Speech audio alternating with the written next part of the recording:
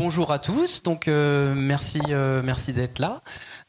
J'en profite que j'ai la parole pour pouvoir remercier Victor et Johan de nous avoir permis d'être sponsors de la clé. Donc merci à vous de nous avoir fait confiance. Et ce soir, nous, on va vous expliquer comment trouver un locataire simplement, facilement. Voilà. Ah, c'est le gros. Bonjour à tous, Marie-Amélie. Du coup, on représente la location facile, comme Pierre l'a dit. Qui sommes-nous? On est à la base des investisseurs, comme beaucoup d'entre vous, investisseurs immobiliers. Et excusez-moi, j'ai un petit peu de stress, vous m'en voudrez pas. Hein. Voilà. Et donc, en fait, on est venu ici pour vous raconter un petit peu la petite histoire de la location facile, comment elle est née. Tu peux changer le... Et donc, ça, c'est le processus classique de recherche d'un locataire. Donc, quand on cherche un locataire, ce qu'on fait dans un premier temps, c'est que d'abord, on rédige une annonce, ensuite, on la met sur Le Bon Coin, sur Se Loger, etc. Et après, ce qu'on fait, c'est qu'on a plein d'appels qui nous arrivent et ensuite, on dépose on fait des visites, le dossier arrive, etc. Et nous, ce soir, ce qu'on va faire, c'est qu'on va parler d'abord, dans un premier temps, de comment créer une bonne annonce, qu'est-ce que c'est qu'une bonne annonce. Et finalement, c'est la première étape et c'est finalement la plus importante. Oui, et pourquoi on voulait parler de ça? Parce que au départ, quand on veut mettre son logement en location, on commence par poster une annonce.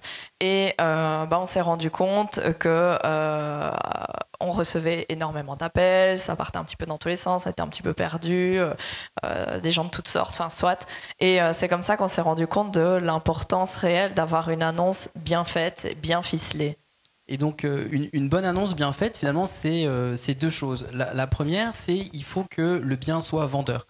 C'est-à-dire que si vous mettez simplement studio à louer, c'est pas top. Si vous mettez plutôt studio lumineux proche de la gare à louer, du coup, vous ciblez déjà plus votre potentiel candidat locataire. Il faut que l'annonce donc soit vous démarque de la concurrence. Ça, c'est important et qu'elle soit aussi vendeuse. Et deuxième point très important, il faut que l'annonce, finalement, elle soit la plus complète possible. Donc, quand par exemple vous mettez un loyer 500 € charges comprises, mais ça correspond à quoi les charges comprises? Si par exemple l'eau est incluse, vous pouvez marquer eau incluse. Si c'est uniquement les charges de copropriété, vous pouvez marquer entre parenthèses électricité et eau à votre charge. Donc, il faut que quand le candidat locataire regarde l'annonce, il se dise il y a déjà par exemple les revenus demandés, etc., etc. Et donc vous avez déjà filtré finalement une première partie des locataires puisque du coup ils se rendront compte qu'ils ne correspondent pas aux critères de la location, de l'annonce. Et donc une fois que vous avez fait ce travail-là, il faut sauvegarder l'annonce. C'est très important parce que vous pourrez la réutiliser pour vos prochains biens et en plus c'est un travail que vous avez déjà fait. Donc du coup c'est du temps de gagner pour la prochaine fois. Et la deuxième chose, c'est pour pouvoir vous démarquer aussi de la concurrence, il y en a beaucoup ici qui font du nu. Et si votre précédent locataire, par exemple, il avait aménagé son logement et que c'était sympa, prenez les photos. Parce que le candidat locataire, quand il va voir l'aménagement, il va se dire « Ah ouais, moi je le voyais comme ça ». Il se projette.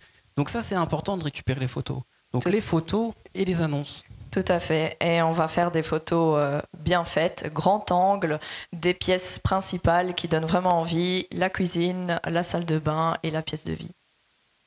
Et une fois que vous avez fait une bonne annonce, déjà, vous avez beaucoup de candidats.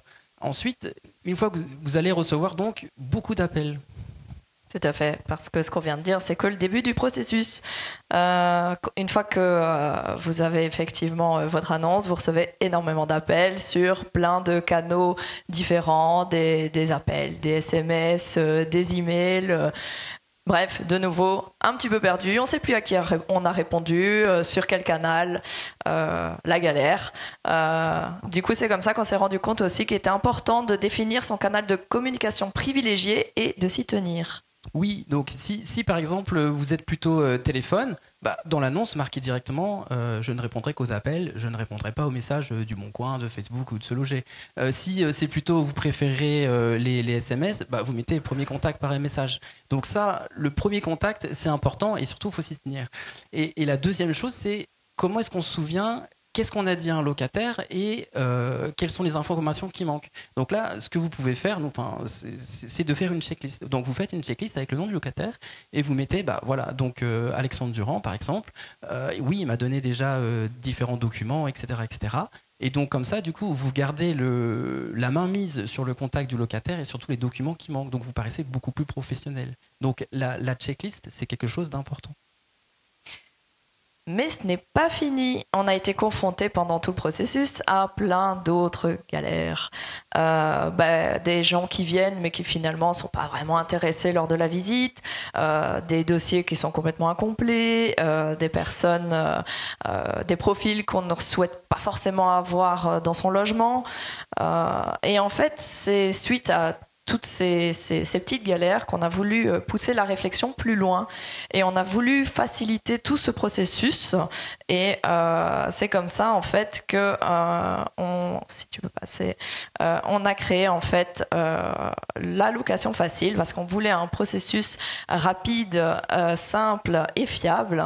On voulait en fait trouver des locataires sans effort. Parce que tout le processus, c'était comment finalement optimiser tout le processus pour avoir un candidat qui corresponde au logement. Donc du coup, donc on a développé en fait un algorithme entre le candidat locataire et logement pour que ça rentre directement en adéquation.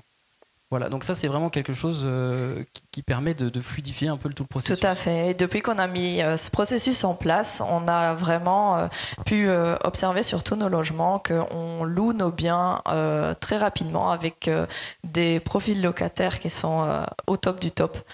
Et qu'on a réussi en fait cet objectif qu'on s'était mis en tête et finalement comme ça fonctionne on s'est dit oui on va créer la location facile pour en faire en profiter à tout le monde en fait.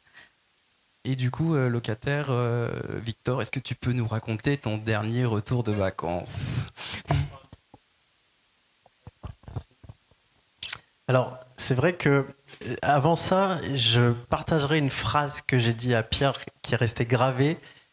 Quand Pierre m'a présenté sa solution, en rigolant, je lui ai dit, toi, dans 2 ans, t'es millionnaire. Parce qu'en fait, je trouve que leur concept, il est incroyable. Pour ceux qui me connaissent depuis plus longtemps, j'ai géré pendant 4 ans un portefeuille de gestion locative où on avait plus de 150 locataires en simultané et où on a eu plus de 200 locataires sur toute cette période. Donc on sait ce que c'est, les entrées, les sorties. C'est très chronophage. Moi-même, ça fait 7 ans que j'investis. Des locataires, j'en ai eu des dizaines. Je sais que c'est très chronophage. Et quand j'ai découvert la solution de Pierre, où il m'a dit, écoute, tu me donnes l'adresse, le descriptif du bien, des photos, et je gère tout. Et en plus de ça, comme j'ai du recul sur le marché, je t'aide à affiner le loyer. Je me suis dit, ça c'est canon, je vais tester. Et récemment, du moins cet été, j'ai 2 biens immobiliers qui se sont terminés au niveau des travaux. Donc arrivé le moment de trouver des locataires. Et j'ai dit à Pierre, tiens, c'est le moment de te tester, c'est le moment de vous tester et de voir la solution concrètement. Moi je suis en vacances, je suis à 1000 km de là, je vous donne le descriptif, je vous donne les photos, je rentre à telle date, trouvez-moi des locataires. Et ce qui s'est passé, c'est que là où c'est génial, c'est que dans l'accompagnement, il y a eu un descriptif très précis du nombre de personnes. Donc je savais qu'il y avait à peu près 80 personnes qui avaient souhaité avoir des informations sur les 2 maisons. J'ai su qu'il y a eu 16 dossiers sur les 2 maisons. Et derrière, sur les 16 dossiers, je sais qu'il y a eu 8 visites qui ont été programmées. Et où les 8 personnes étaient déjà amoureuses de la maison, parce qu'elles avaient vu photos, vidéos, et le descriptif était très clair. Pierre les avait eu entre-temps au téléphone pour confirmer leur situation et confirmer le coup de cœur pour le bien. Et en fait, moi, quand je suis arrivé, je me suis retrouvé avec trop de profils comparé au nombre de biens que j'avais disponibles. Donc là-dessus, c'est canon.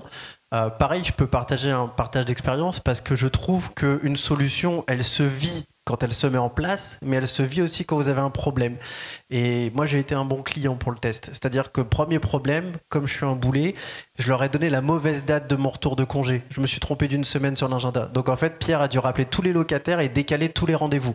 Moi, c'était transparent pour moi, j'ai rien vu. Deuxième point, pareil, parce que ça peut arriver, on loue les 2 maisons, donc il y en avait une nue, une meublée.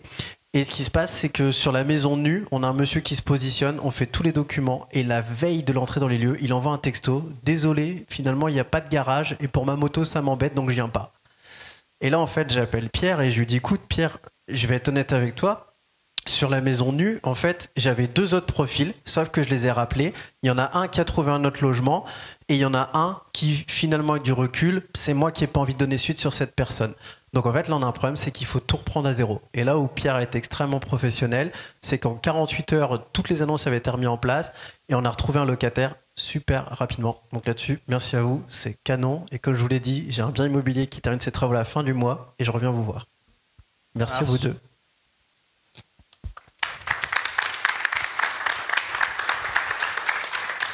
Et donc du coup, vu comme on est tous là pour l'immobilier, que c'est quelque chose, nous, qu'on aime vraiment. Donc là, on a vraiment effleuré les 2 premières parties du processus de location. Donc on est là pour échanger avec vous. Donc n'hésitez pas à venir nous poser des questions parce que c'est quelque chose qu'on aime, ça c'est clair. Voilà, merci à tous. Alors, ne bougez pas. On est très bien dans le timing. On a le droit à 2 questions. Alors, qui a une première question pour la location facile ?